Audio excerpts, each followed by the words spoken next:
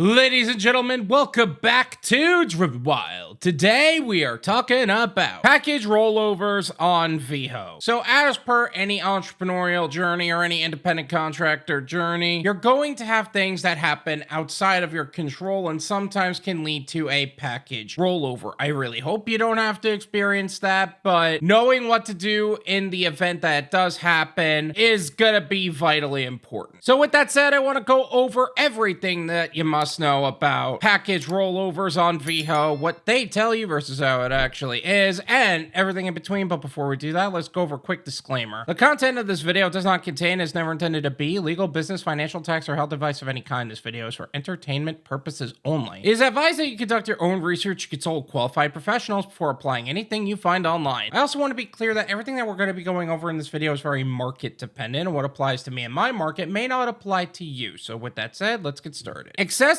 or intentional delivery delays that result in one or more packages not being delivered on their scheduled delivery day, also called rollovers, have a major impact on the customer experience and Veho operations.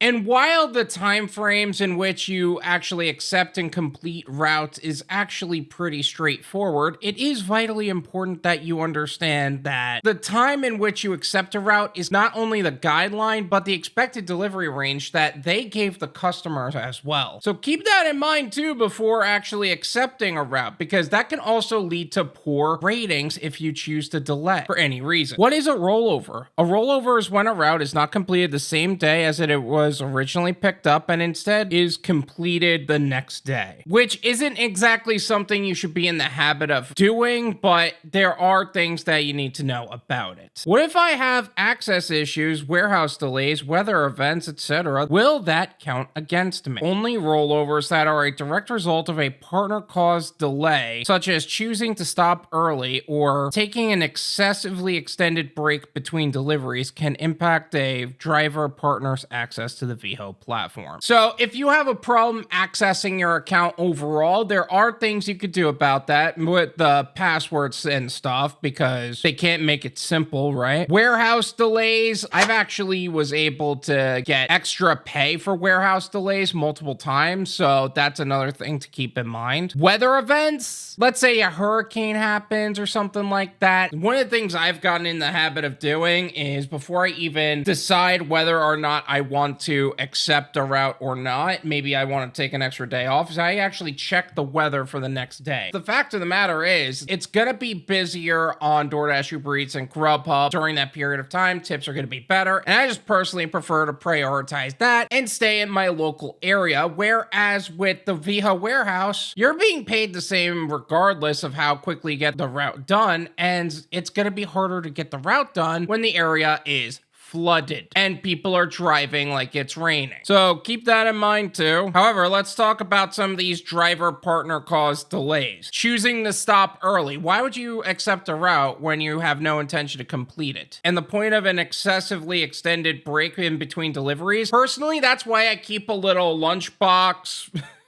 I call it a lunchbox with me while I'm delivering, so that way I'm not feeling a need to stop, with the minor exception of actually needing to use the bathroom, in which case I really can't argue with them. I don't know what they mean by excessively extended break in between deliveries, but I think if you're really doing the route, you know when you're taking an excessively extended break. My child was sick and it's not my fault. Why is this counting against me? We understand that unforeseen issues occur from time to time. As long as these issues don't occur in excess, your account will remain in good standing. First off, I think the point of my child was sick, it's not my fault, is a little unclear. They're basically trying to say there is an issue that is within my personal life or just in general that is preventing me from moving forward in this route that I had to get to right away. This is just a great example of it. Hence the unforeseen issues. Let's say your kid's acting up in school and you have to pick them up. And if that's the case, communicate with support on the subject. Maybe they that could help you not have it against you. I personally haven't had this issue. I've always gotten things done quickly. The warehouse assigned my third or fourth route. Why am I at fault for not being able to complete the delivery? Ultimately, it's the driver partner's responsibility to only accept routes they are confident can be completed within the delivery window. Please consider this when selecting routes in the app or when accepting additional routes at the warehouse. Okay, so let's talk about that really quick. Assigned your third or fourth route. Yes, the warehouse can add more routes onto you if you are requesting them specifically. It's not like you're gonna turn on the app and suddenly there's gonna be a route there. That's number one. Number two, the driver partner's responsibility to only accept routes that they are confident within completing. That means you have a vehicle that is fully able to do the job. I remember almost not being able to complete a delivery because my tire had a leak that was so bad I could hear it leaking, and I had to get the route done before going to Walmart and getting a new tire, but that's a different conversation. That was still my responsibility. Should I have been more responsible and make sure my tires are good to go? Yes, but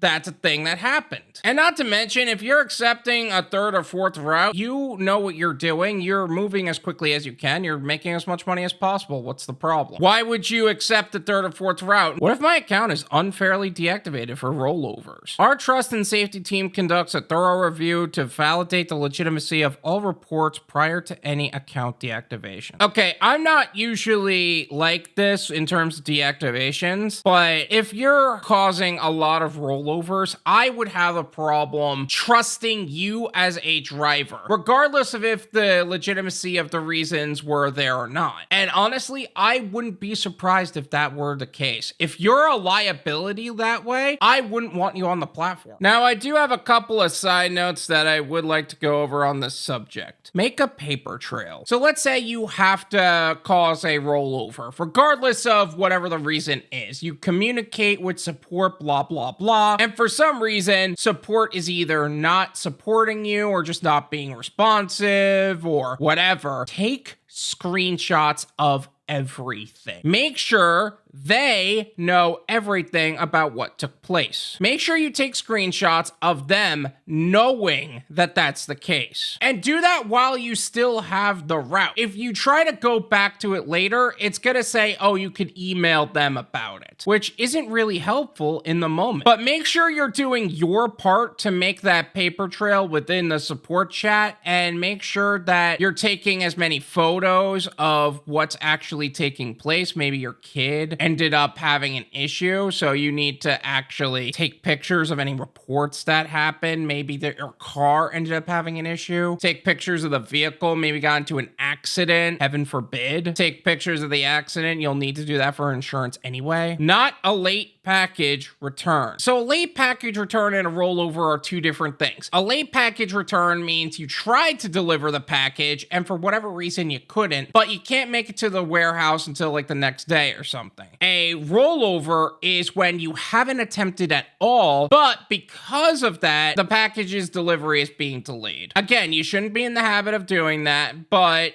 there's a big difference between the two. Don't be that guy. Now, some of you heard that rollovers are a possibility, and in the event that you do have a potential issue, you know that you could fall back on rollovers. Do yourself a favor. Don't be that guy. You're a gig worker. You should have the mentality already to just get it done as quickly as possible so you can move on to your next gig. But in this case, you are choosing to delay not only the customer's package, you are choosing to delay your payment from Veho, and the customer is probably going to rate you badly for causing a late delivery. So do yourself a favor, don't be that guy. Did I miss anything? Is there something else about package rollovers on Veho that I've yet to cover in this video? Let me know in the comments. Let's make sure that anybody and everybody knows anything and everything that they must know about package rollovers, so that way they can make the most amount of money in the least amount of time in the safest possible way, even if I really hope they don't have to go through this route. Thank you so much for watching. I really appreciate it. As always, make sure to hit the like button, subscribe if you're new,